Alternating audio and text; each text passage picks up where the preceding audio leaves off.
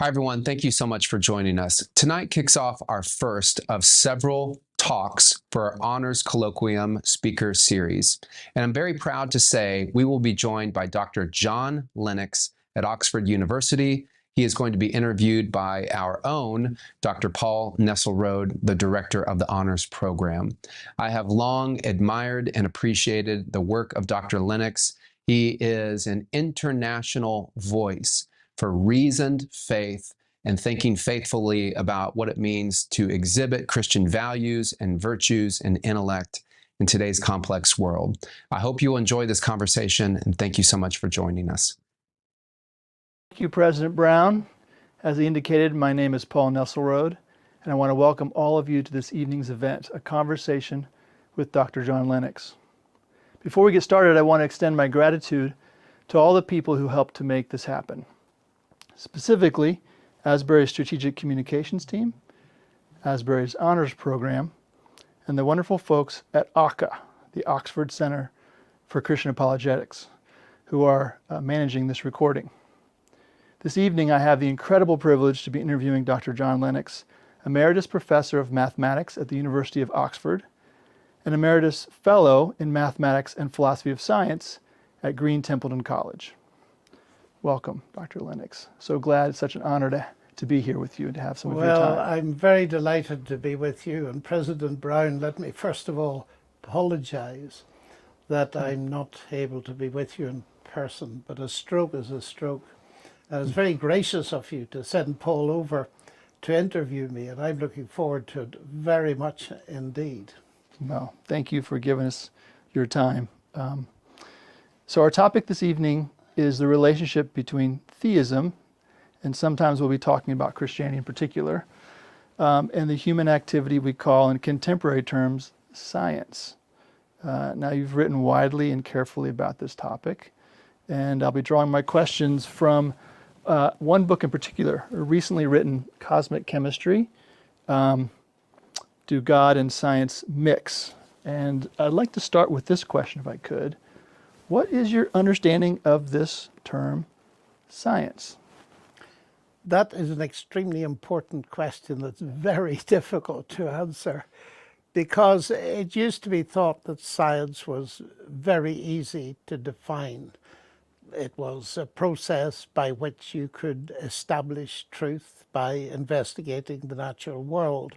And you'd set up a hypothesis, and then you would test it, and then you would refine it, and you'd modify the hypothesis, and so on.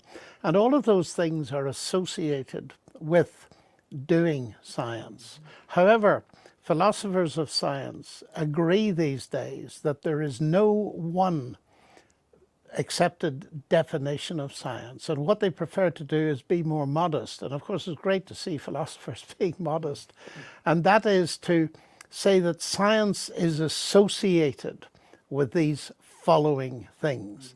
In other words, it's a method of investigation. It involves logic, rationality, setting up hypotheses, testing them, and all those kind of things. And they tend to leave it at that. It's a bit like St. Augustine said, when it comes to time, everybody knows what it is until they're asked to define it. That's good. And there's not one particular method either.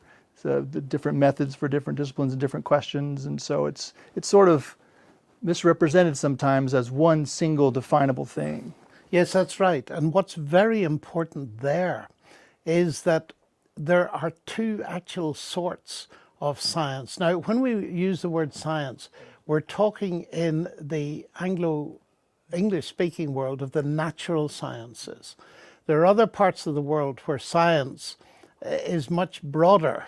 It means both the natural sciences and the humanities. But for the purposes of our discussion, we're talking about the natural sciences. And there are two main sorts.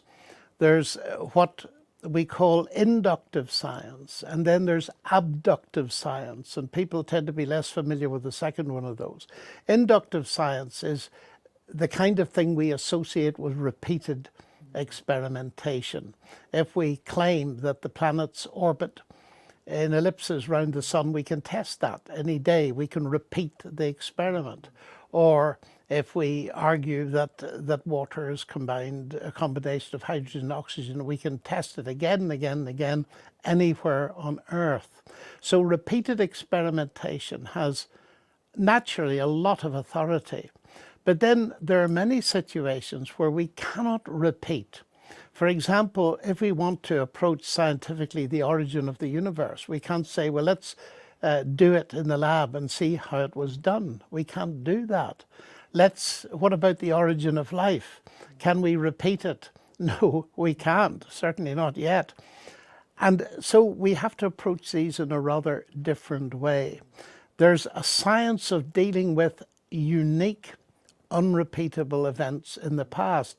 And it's really a historical method. In fact, we often speak of the historical approach to science. And in history, and for example, in forensic science, one illustration of this is the typical Agatha Christie murder. You see, when the body is found in the library with a knife through its back, Hercule Poirot cannot say, well, let's just do it again and see what happened. No, what he has to do is to go through a process of establishing an argument to the best evidence, an abductive argument. In other words, he says, well, if suspect A did it, we would expect such and such to follow. It does follow, but then there's an anomaly.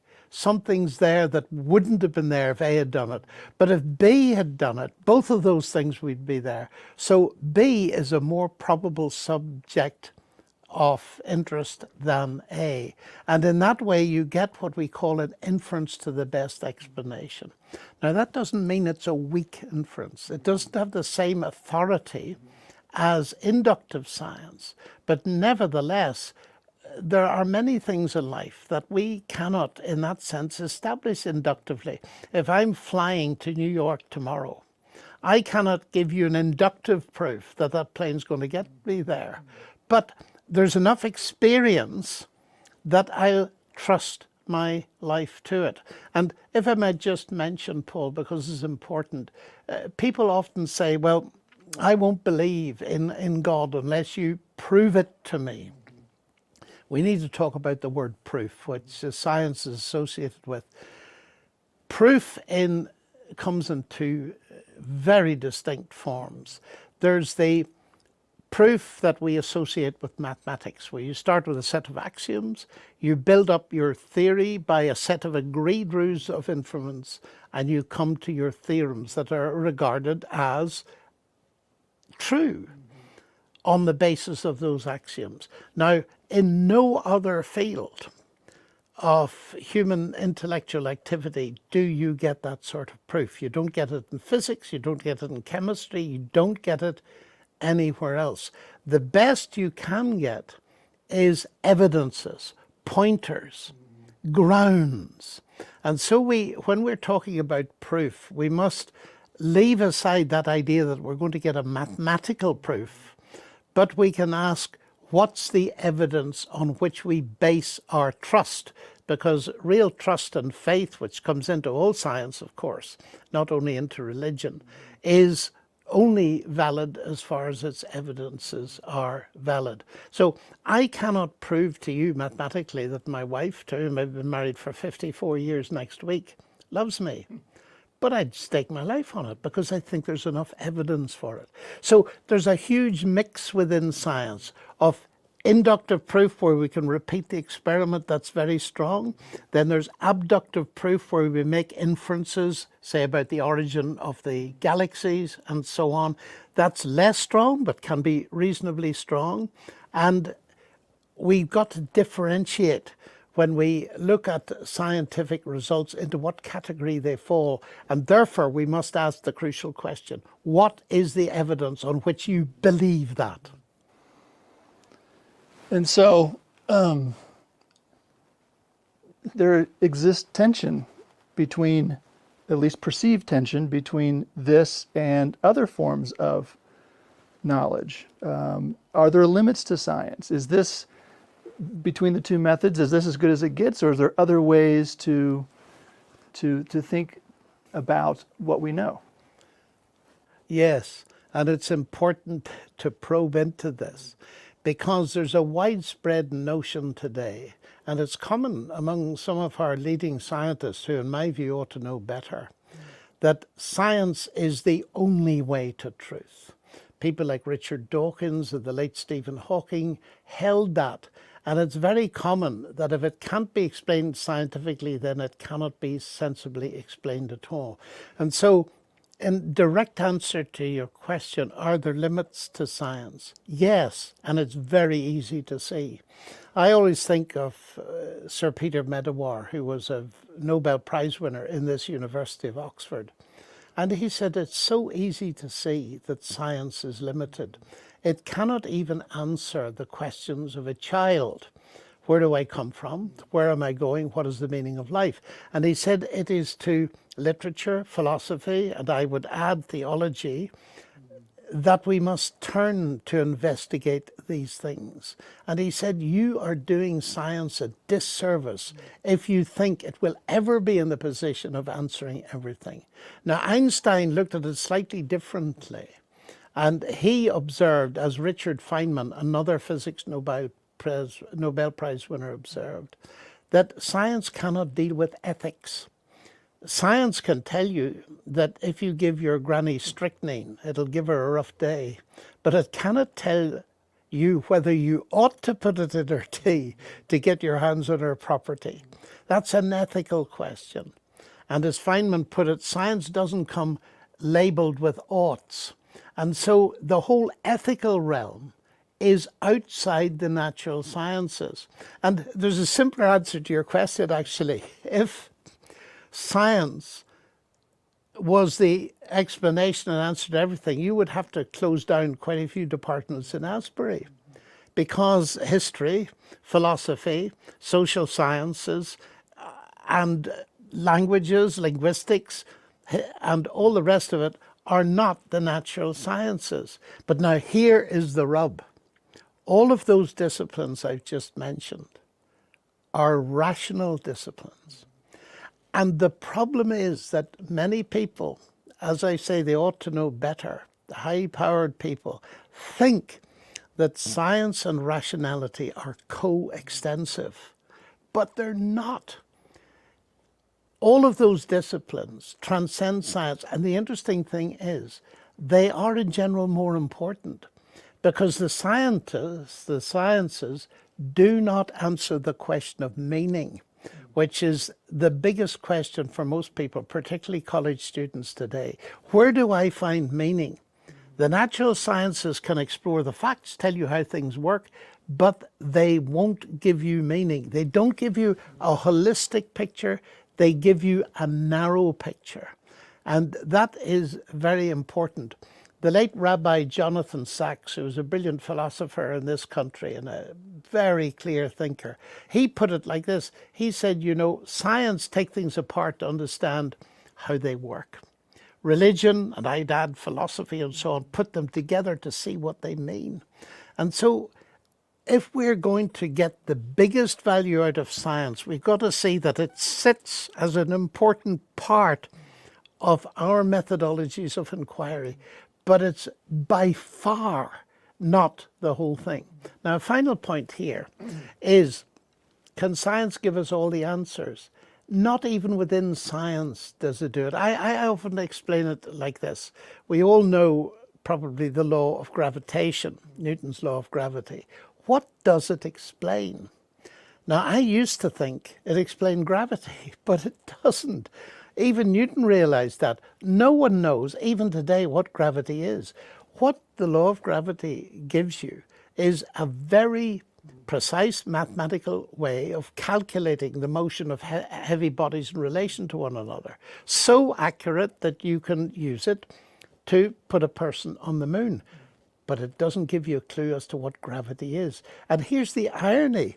To say that once we've got a scientific explanation, we've got the whole explanation is simply false. Now, this, to my mind, is so important that we look at it in another way.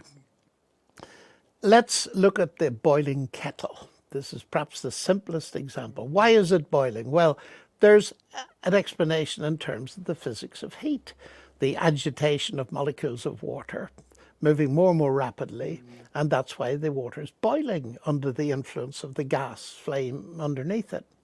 But I can equally well say, in certain circumstances, that the kettle is boiling because I want a cup of coffee. Now, that's a very simple illustration, but the point is you have two explanations of the same phenomenon. One of them is in terms of exchange of heat. It's a physics explanation. The other is a personal explanation in terms of human agency and volition and so on. Now, what about those two explanations? Do they compete? No. Do they conflict? No. They complement each other. And outside the physics class, the personal explanation is the most important one. People have been enjoying tea and coffee for centuries before they knew anything about heat. Now, I wish myself, let me express a wish, that scientists could see that the same is true of the universe. You can ask how it works. We know a great deal about that. But to give you an answer to the question why it's there and what it means, we need to expand our horizon beyond the natural sciences, but not beyond rationality. And that's why in my book I contend for a strongly rational approach to the existence of God. That leads me actually to my next question. Working deductively, I think theists, particularly Christians, would largely agree that the pursuit of science fits well within a theistic worldview. That is, if God, then doing science fits well. But you seem to go further. You seem to suggest that the if no God premise of the naturalists presents a terrible problem for the practice of science. In a way, this is sort of reversing the tables, turning the tables a bit on this, on what is popularly considered the way the argument flows. Could you talk a little bit about that? Oh, yes, I could, happily, because it's actually, these are important questions, Paul, and it's worth teasing them out a bit.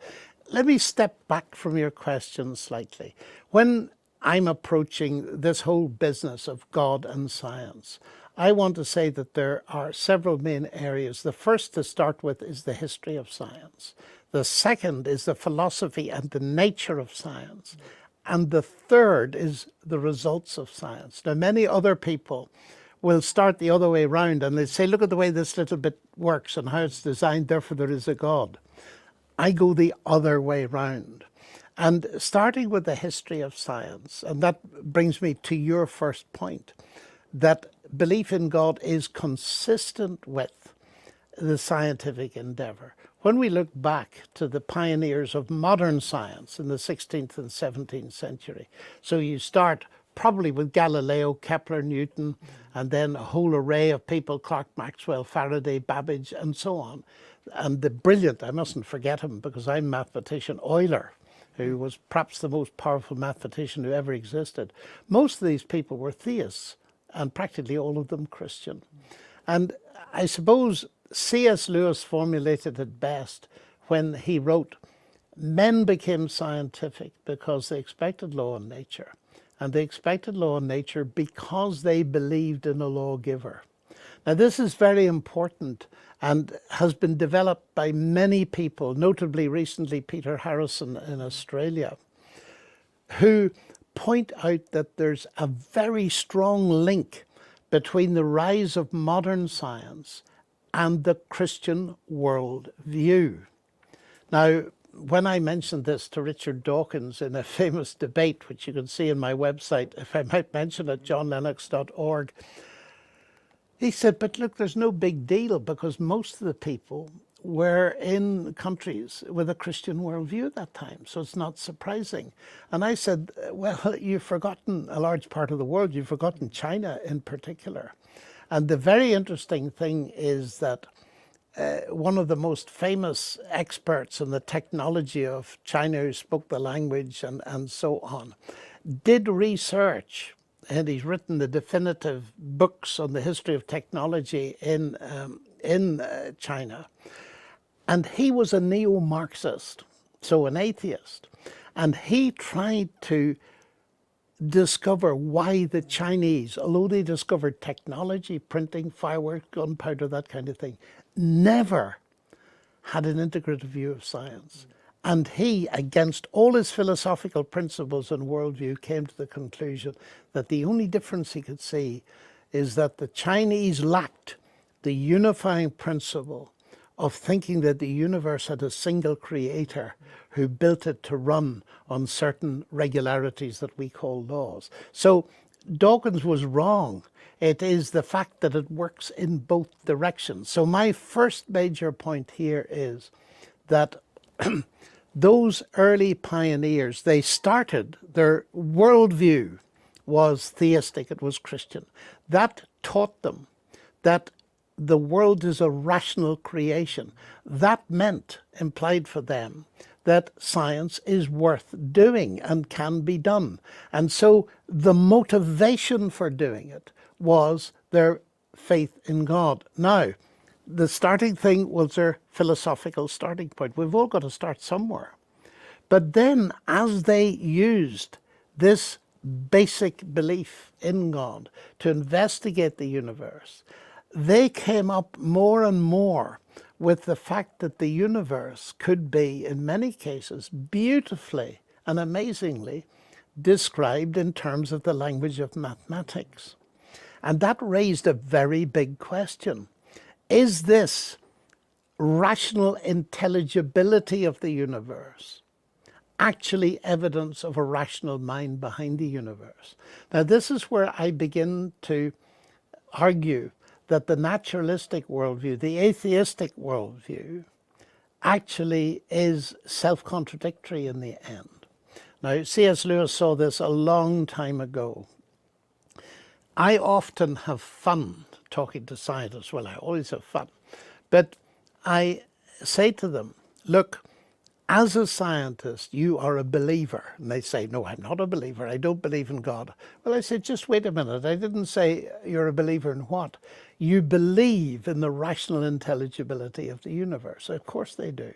And Einstein actually pointed out, and it's important to remember this, that he couldn't imagine a genuine scientist without, I quote, that faith, not in God, but that the universe is rationally, mathematically intelligible. And I was taught quantum physics by the late Sir John Polkinghorne at Cambridge years ago. And in his book, he constantly emphasizes this, that physics is powerless to explain its belief in the rational intelligibility of the universe. Why? Because you cannot do any physics until you believe that. Now, here's my next question. Why should I believe that the universe is rationally intelligible? Should I believe it simply on the basis, well, it seems to work, kind of pragmatics? But what if I approach people and ask them what they do science with? And I often do that, and they tell me about some expensive machine. I said, no, I don't mean that. Oh, you mean your, and they're about to say mind, and they're not sure. And they say your brain because they think the brain and the mind are the same thing. I don't, but that's another topic on which I've actually written. The brain, let's take it up from their perspective. They think we do science with the brain. I say, give me a brief history of the brain. And it usually comes out something like this. The brain is the end product of a set of mindless, impersonal forces working through a very long period of time. And I look at them and smile and say, and you trust it? Now tell me honestly. Suppose your computer that you use every day, you knew it was the end product of mindless, unguided processes. Would you trust it? And I want an answer, please. I've always got the answer, no, I wouldn't. I said, you've got a problem. Yeah. Here you've got a philosophy of origin that you believe, and yet it destroys the rationality that you are using at this moment to believe it. And Lewis saw that as, in a sense, intellectual suicide. And Polkinghorne said the same thing.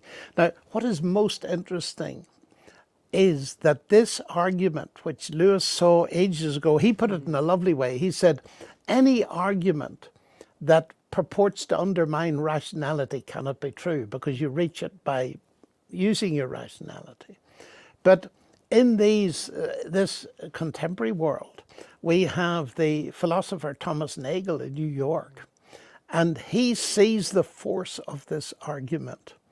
And he says there is a problem. Now, he's not a theist, he's an atheist. In fact, he's a hard atheist. He actually writes he doesn't want there to be a God, which is very interesting. That's desire rather than giving rational grounds. But he says that there's a real problem here, because if evolutionary naturalism of the type that I've just described is true, then you've no grounds for believing anything that this apparatus tells you.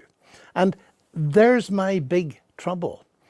That's one of the major reasons I'm not an atheist, is that atheism destroys the logic, not only that I need to do science, but the rationality I need to engage in any argument whatsoever. And that brings me back. Here is an inference that strikes me as being very tight. And it leads me to reject the hypothesis that atheism is true. It is self-destructive. And I was delighted to see Nagel's work appear, because he really has put an intellectual bomb in the community of people who believe that the atheists have it, the naturalists have it all their own way. I don't think they do. So that seems to me to be evidence for the truth of the alternative hypothesis, that there is a mind behind the universe. Now, you're right in saying, well, this argument goes in two different ways. If there is a mind behind the universe, what would you expect to find? If suspect A did it, what would you expect to find?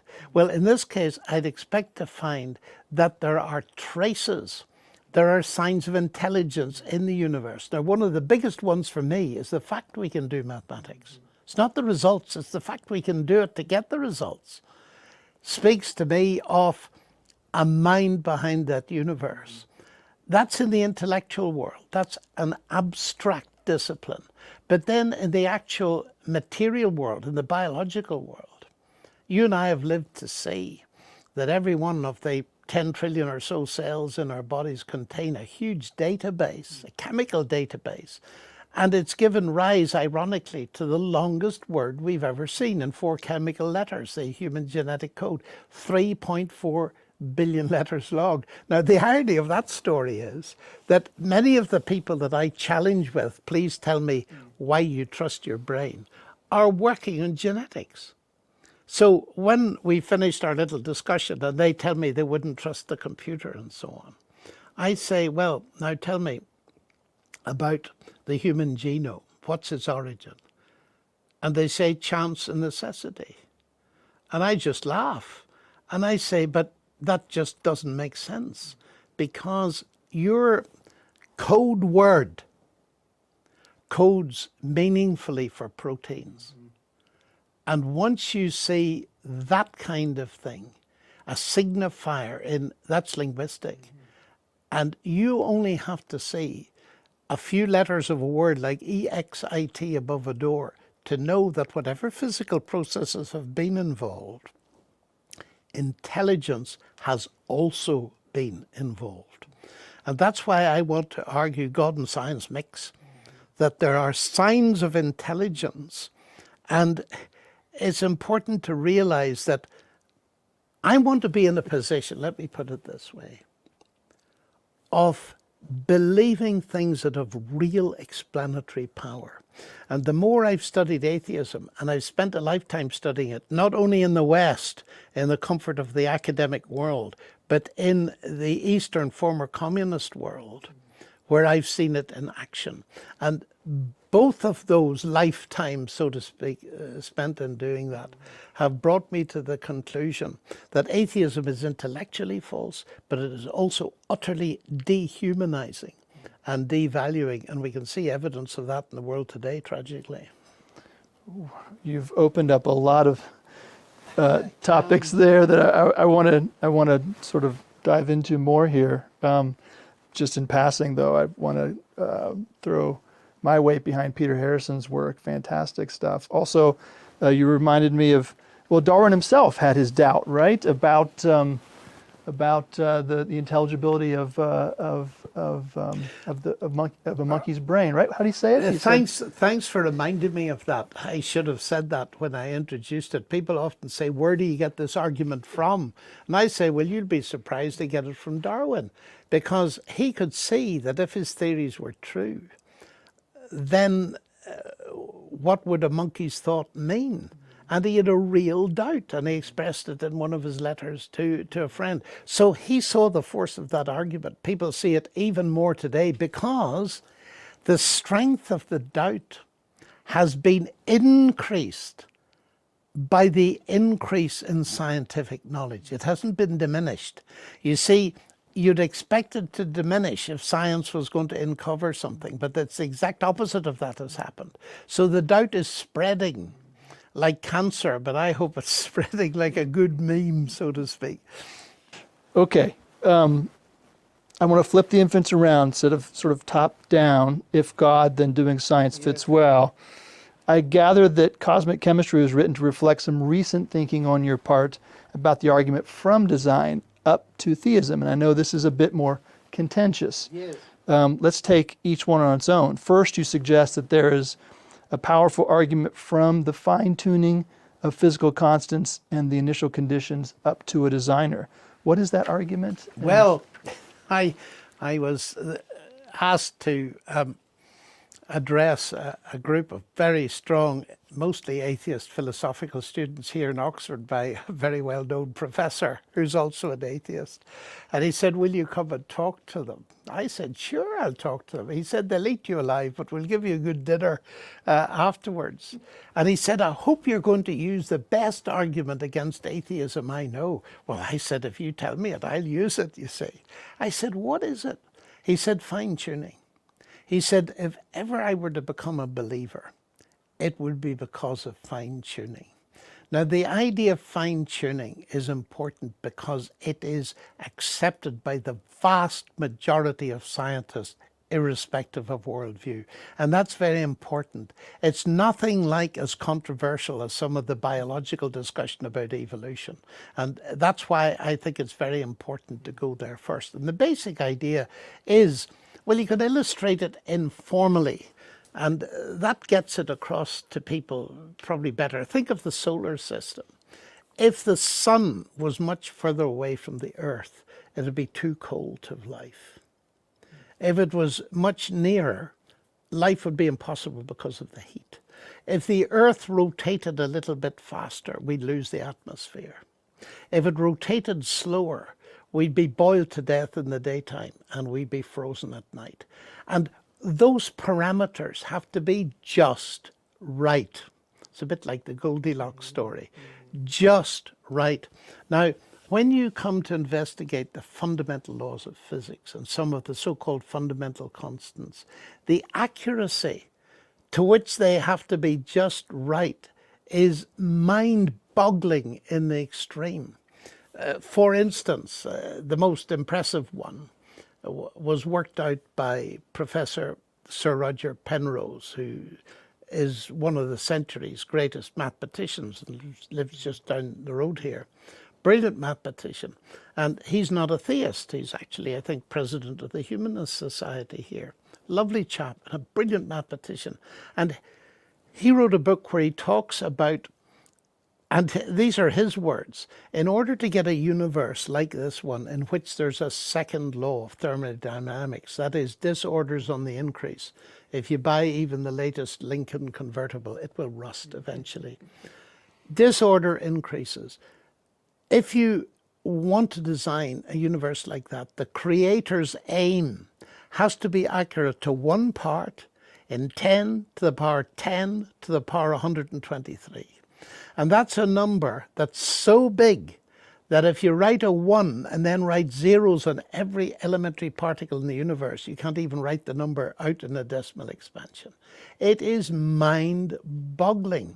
Now, that has led a number of leading scientists, and Paul Davis is one of them, whom I know from Arizona State University, it's always worth reading, to have the impression, he says, of design is palpably there. He's not a theist, but he sees that there's something, there's something going on here. And you see, again, the argument from consistency.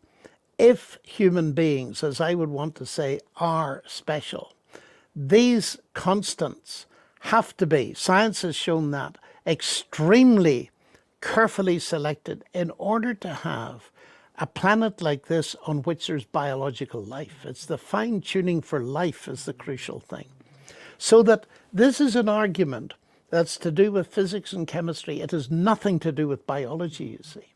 We need a fine-tuned universe in order to have life. Now that's hugely important because there are many people, including some Christians, who feel that the whole argument about God and science stands or falls on biological evolution. It doesn't.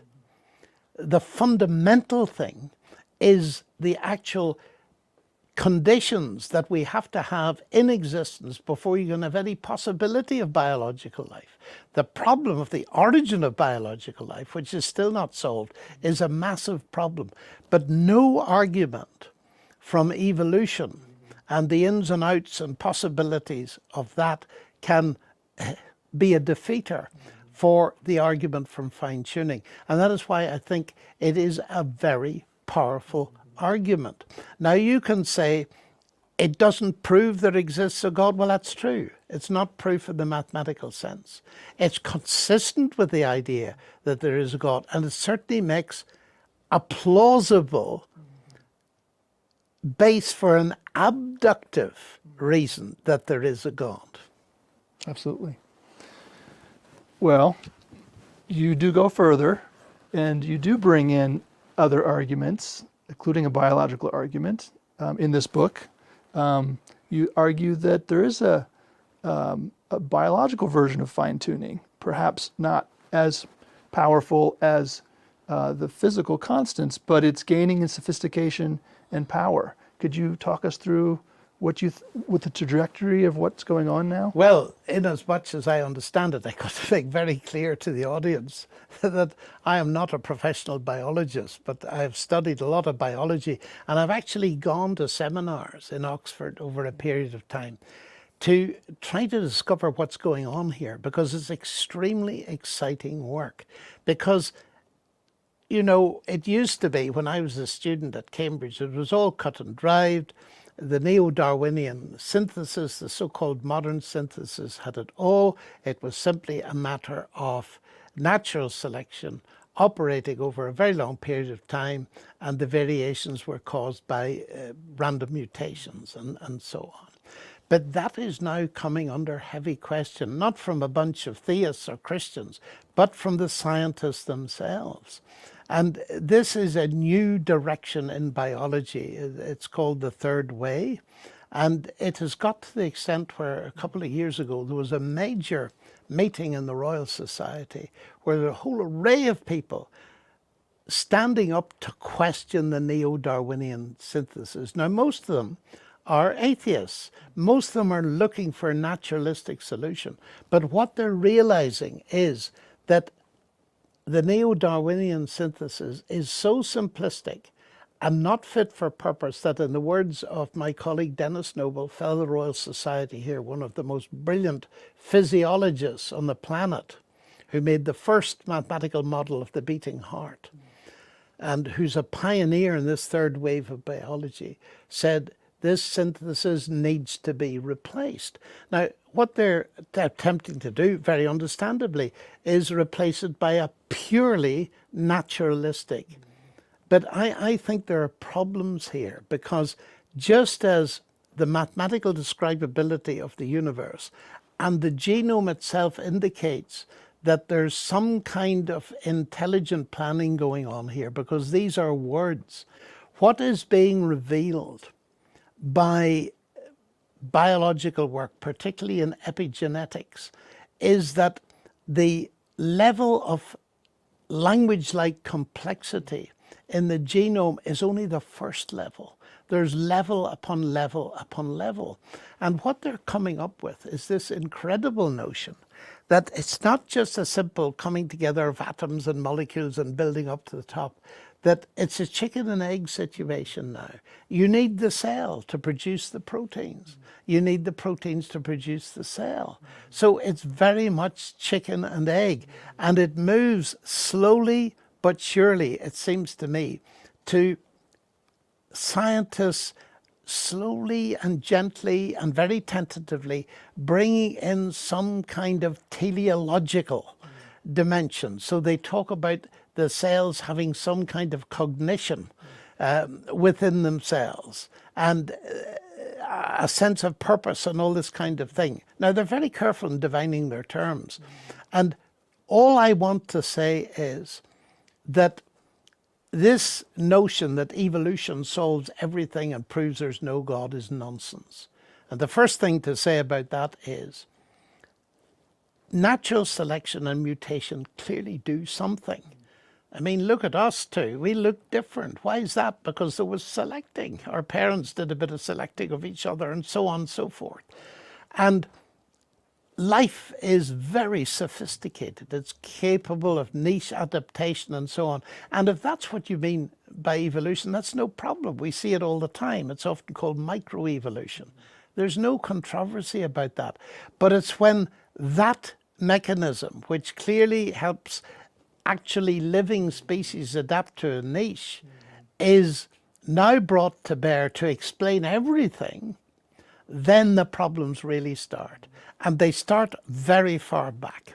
Richard Dawkins wrote a very influential book called The Blind Watchmaker. And in it he claims, I won't have the text exactly right, but something like this, that the blind automatic mechanism that Darwin discovered, natural selection, is the explanation for the existence and variation of all of life. It took him many years to admit that that sentence was at least half wrong.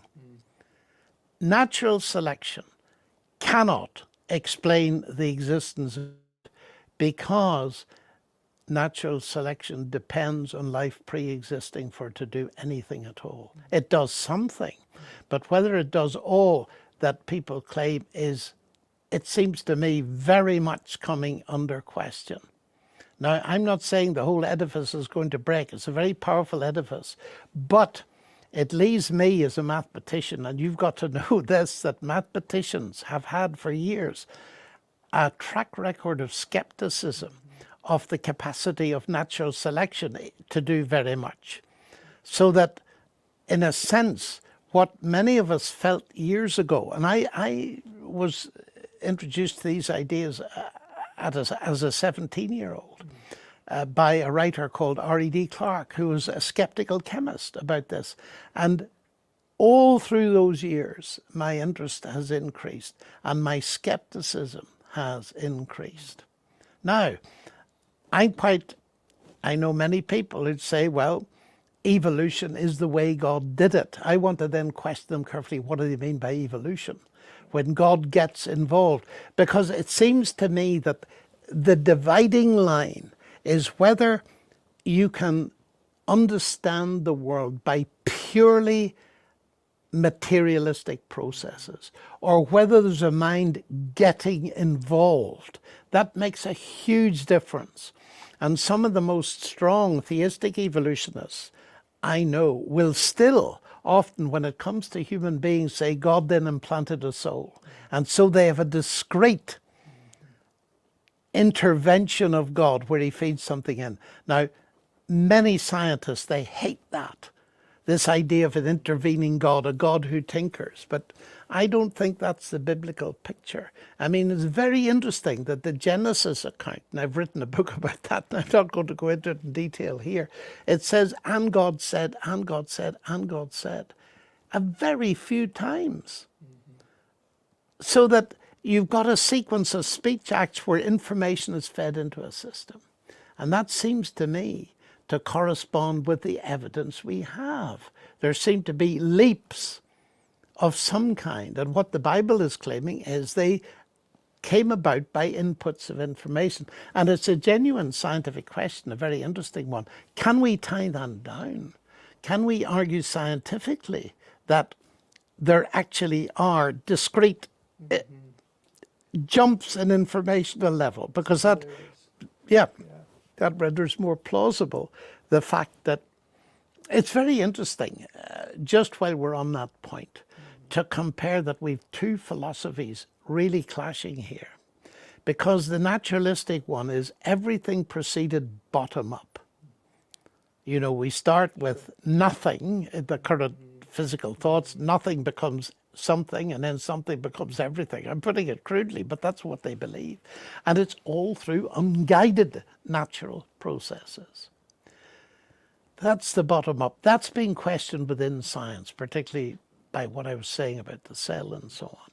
But the other way round is that mind is primary and matter and energy are secondary. The current atheistic, naturalistic worldview is that nothing, matter, energy are primary. Everything else is derivative. The biblical worldview, which clashes head on with that, is in the beginning was the Word. God is primary, an intelligent God, and everything else is secondary. So there's where the battle lines are drawn. And my conviction increasingly at the ripe old age of nearly 80 is that the science is beginning to come round to the biblical view, where science itself started in the modern sense. And that was going to be my last in this series, was this last argument about you have a chapter in the back of your book, The Origin of Information, a word-based Sprachwork, speech work world. And you've already talked a little bit about that, but maybe do you want to develop that any more?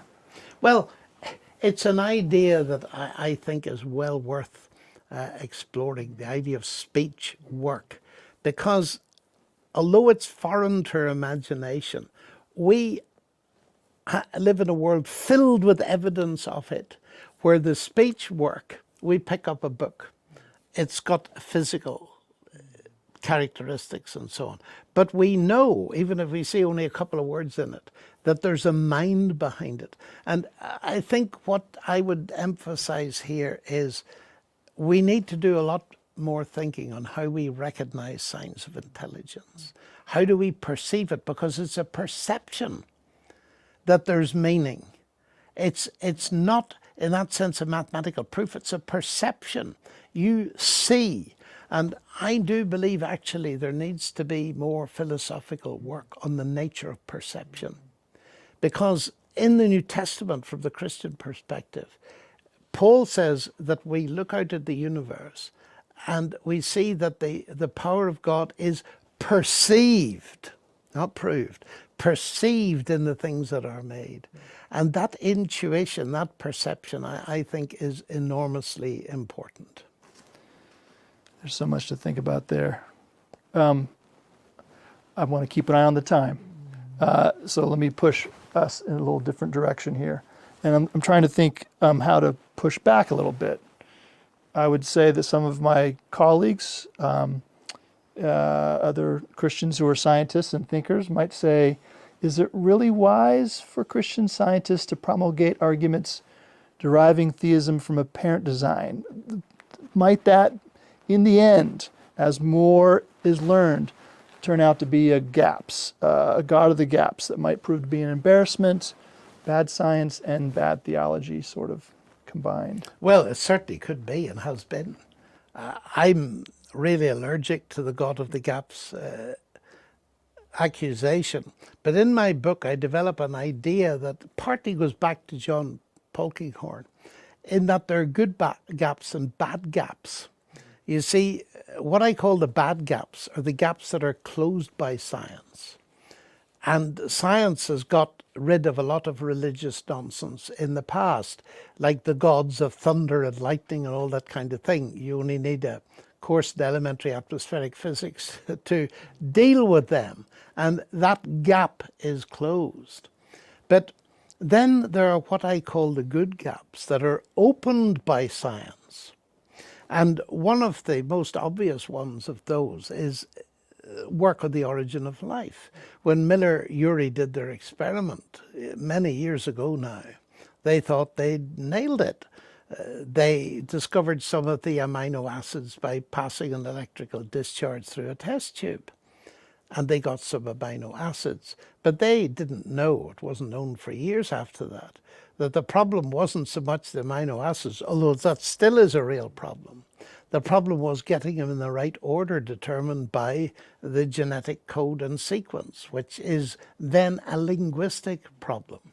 So the problem over the years has got more difficult, provided you only will address it with naturalistic presuppositions. Now, here's an interesting thing, and it goes back to your very first question: what is science? Some people define science as applied naturalism. Now, if you define it that way, well, that's fine. But I say, look, you are closing yourself off from areas of knowledge which you by definition cannot reach. For example, if I design in physics a machine that can only detect visible light, and you come along and your name happens to be Röntgen from Würzburg in Germany, and you say, I have detected some radiation which I call X-rays, and I say, well, let me have a look with my machine. No, they don't exist. And you would laugh at me. If you have a machine that is designed not to detect them, then of course it won't detect them. But that doesn't prove they don't exist. And therefore, I want to plead for expanding rationally our expectations that, and this comes from my mathematics. You see, if you try and solve an unsolved mathematical problem for a few centuries, and you fail to do it, then what mathematicians often do is they don't give up, they try and prove it's false. Now that is an important thing, you see, because some people in physics, and I've written about that as well, have likened the attempt to get the origin of life by purely natural processes as creating a perpetual motion machine. And we know from physics that that's impossible because there's a law of conservation of energy. So here's the interesting question: is there a law of conservation of information? Some people argue that there is, but that's quite difficult because defining information is very difficult indeed. And what that brings me back to is I am allergic to the accusation that I believe in a God of the gaps. But you see, come back to my story about well, I didn't tell it in this way, so let me tell it in this way. I often do an experiment with people at the dinner table who tell me that they are reductionists. They believe that everything can be reduced to physics and chemistry. So let's bring that word in for the first time, because this goes along with naturalism is reductionist. And everything, and there was one famous incident where I was sitting beside a very eminent biochemist who was very annoyed that he'd been put beside me when he discovered I believed in God. And he said, we've nothing to talk about. I'm an atheist, I'm a reductionist, there's nothing, we're going to have a miserable evening. And he believed it. I said, no, we're not. I'm very interested in reductionism. I know of at least 3 kinds. What kind are you? Well, he wasn't quite sure how to answer that. So I said, well, there's methodological reductionism. We split a big problem into smaller problems and we try and solve the smaller ones, get insight in the big one. Oh, he said, I do that. Well, I said that we're united in that. But I said, I think you are what we call an ontological reductionist. That is, you reduce everything in its being, in its ontology, to physics and chemistry. And he said, that's right. Okay, I said, let's do an experiment. And he said, what, at the dinner table? I said, yes, this is Oxford. So I picked up the menu and he looked at it. I said, have a look at this, roast chicken. He said, what's the big deal? I said, nothing. I said, how do you know it's roast chicken? Well, he says, it says that, R-O-A-S-T, roast. How do you know that? Well, he said, I've independently learned the English language and I recognize it. Okay, I said, that's great. That has meaning for you. Yes, he said, it has. Okay, you're a reductionist. Yes. Everything in terms of physics and chemistry. Yes. Well, I said, explain the way in which those symbols carry the meaning roast chicken in terms of physics and chemistry then. dead silence. It was really funny. His wife said, "Get out of that if you can." And then he said something that was astonishing. He said, "John, I have gone into my lab for the last 40 years believing that could be done."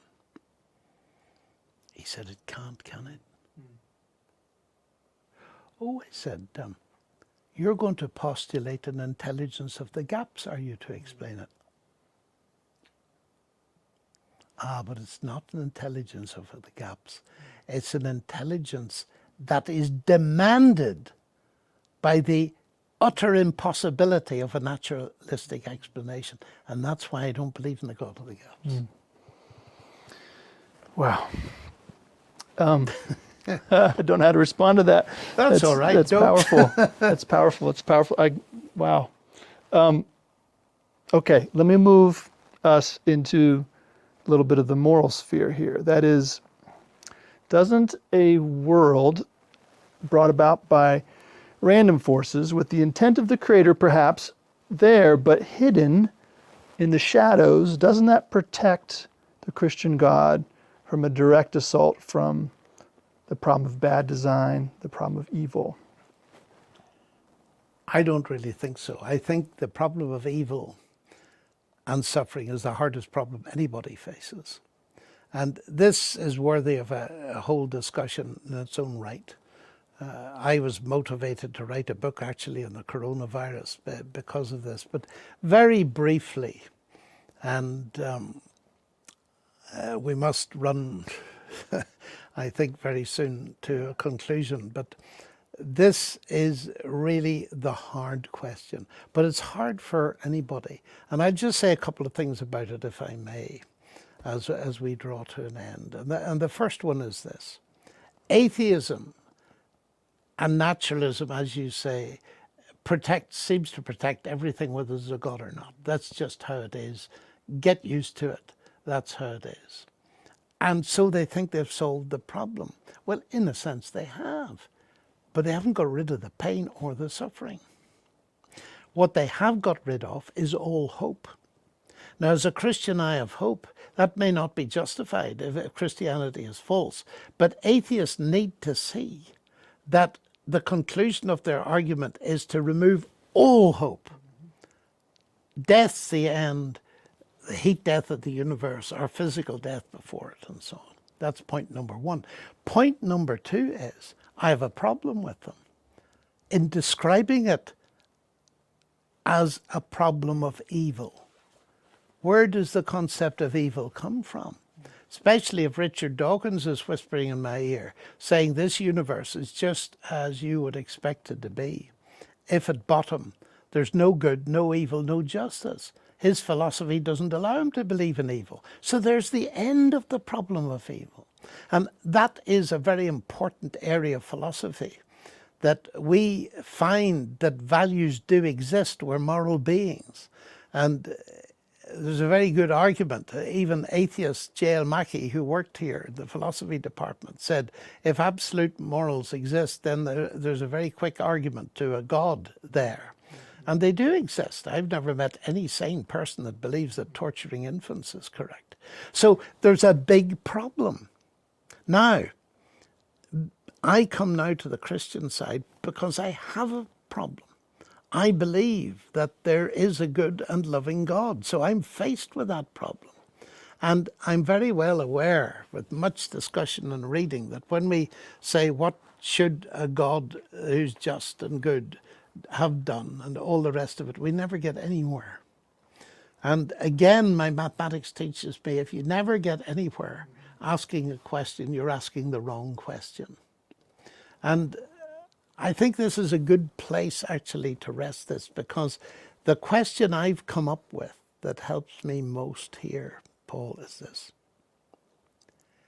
Granted that the world presents everyone, whether an atheist or a Christian believer, with a mixed picture. I call it barbed wire and bombs, or beauty and bombs. That's the picture. It's mixed. Then any philosophy or religion worthy of the name must have an answer to it. So, From my perspective now, speaking as a Christian, how do I cope with that? I ask myself this question. Granted that it's like that, and I grant it's like that, this universe is a damaged universe, and we could go into that, all this kind of thing. Whether it's bad design or it's broken is a big question. So we'll not go into that. We'll simply say, granted that it's like that, is there anywhere any evidence that there is a God who we could trust with it? Now that's equally hard, but it's a question that takes us further. And that brings me to the fact that I find the scientific evidences and thinking about God and science very profitable. But in the end, since Christianity for me is not just a philosophy, it involves a personal relationship with God, I've got to come to that personal dimension and historical dimension. Because Christianity is not just a philosophy. Anybody can think up a philosophy. It's geared into history. It makes certain claims. And one of those claims is that God has become human. It's a colossal claim. God has become human, and therefore Christ on the cross, which is at the heart of Christianity, that's God there. And it makes me ask, why? What's God doing there? Well, clearly, at the very least, it shows me that God has not remained distant from the problem of human suffering, but has himself become part of it. And that's where I then begin to say, now, if that was the end of the story, we'd never have heard of it. But it's not. The claim is that Jesus broke the death barrier and rose from the dead. And then the scientists come piling in and saying, but that's a miracle. Miracles break the laws of nature. End of story. I'm not prepared to accept any of this. And that is one of the most important questions that scientists ask. So should we finish with that one? Yeah, unless you have any particular advice for undergraduate students growing up or attending school in an increasingly post-Christian world. That's a sort of a different question, but if you had a few thoughts about that, that might be... It's actually related to it, because one of the embarrassing things about Christianity for many college students is its supernatural dimension. That is where C.S. Lewis helped me a great deal. Read his book on miracles. And I think it's worthwhile college students, and I'm glad you asked it in that way, face this, because there is a pretty simple answer to this question. David Hume, the Enlightenment philosopher, Scotsman, he said miracles break the laws of nature. They violate the laws of nature. And so we can't believe in them. But just a minute. When I'm in the United States, I often see these notices, violators will be towed. And that's the laws of the state if you park in the wrong place and so on. And the big confusion in many people's minds is that the laws of nature are like the laws of a state. Now, Lewis gave an illustration to explain why miracles do not break, that is, of the type of the resurrection. I don't believe any miracle story. I'm very careful.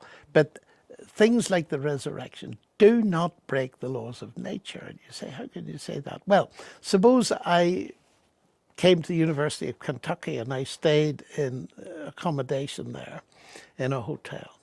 And on my first night, I put $100 in the drawer. Second night, I put another $100 in the drawer by my bed. And the third morning, I come to clear out my drawer, and I find $50 in it. What do I conclude? That the laws of arithmetic have been broken, or the laws of Kentucky have been broken? Now, it's obvious. I conclude that the laws of Kentucky have been broken. But how do I know that? Because the laws of arithmetic have not been broken. 100 plus 100 remains 200. That tells me that a thief has put their hand into the system and stolen $150. Now, that's a very simple illustration, but it's brilliant, because the problem with materialism and naturalism is that it delivers us to a closed universe of cause and effect. But this universe is not a closed universe of cause and effect. It's an open universe created by a God who has built into it certain regularities that we describe in mathematics and codify as the laws, but they are only our descriptions of what normally happens. The law of gravity says if I drop an apple, it will drop towards the center of the earth. That doesn't stop you reaching out your hand catching it. So to say that God cannot, by his power, raise Jesus from the dead, you see, we're not claiming that natural processes did it. The Christian claim is God raised Christ from the dead. So he's feeding a new event into an open system. Science cannot say anything about that whatsoever. Now, when I read that as a boy, as a teenager, that immediately showed me that this idea that science cannot coexist with the resurrection of Jesus was sheer nonsense. And the interesting thing is this, and it struck me as a wonderful irony. You cannot recognize a miracle of that sort if you don't know the laws of nature. If you thought the dead bodies all popped up and down all the time, you'd never recognize the resurrection as anything special. So I would encourage college students to really get clear that Christianity has a strong supernatural dimension, and you can stand on that as rationally credible. But you said, what advice would I give to them? Well, I have lots of advice. I'm an old man now. But one of the things I would say is when I was your age, you students, I used to think, you know, I'll solve all the problems of life and existence when I'm 25, and then I'll begin to live. And a friend of mine started to laugh when he heard that. I said, you got it all wrong. I said, what have I got wrong? He said, solving the problems of life is living. And that has had such an effect on me in my life, to realize not to look at life as a series of problems to be solved, but as a series of opportunities to grow in maturity. And from my Christian perspective, a series of opportunities to learn with the Lord's help. And I would encourage people to do what I did. My eyes were open to the value of Scripture, so that I learned in my first year at Cambridge to take it as seriously as I did my mathematics. And getting that perspective that Scripture is good philosophy, it's good history, it's hugely good advice, but it gives an analysis of all the big issues in life that is credible. Get to know that. And I've tried to write on that for students. And one book that of mine, if you care to look at, is my book on Daniel, which is called Against the Flow. We've a huge current of secularism in the world today, and students have to swim against it. And I wrote this book because what Daniel faced in ancient Babylon is almost exactly the same as students face in universities around the world today. So thank you very much. Thank you For this interesting conversation. Thank you, John. Thank you very much. And thank all of you who've been listening along. I hope it's been enjoyable and enlightening. And have a good evening. Thank you.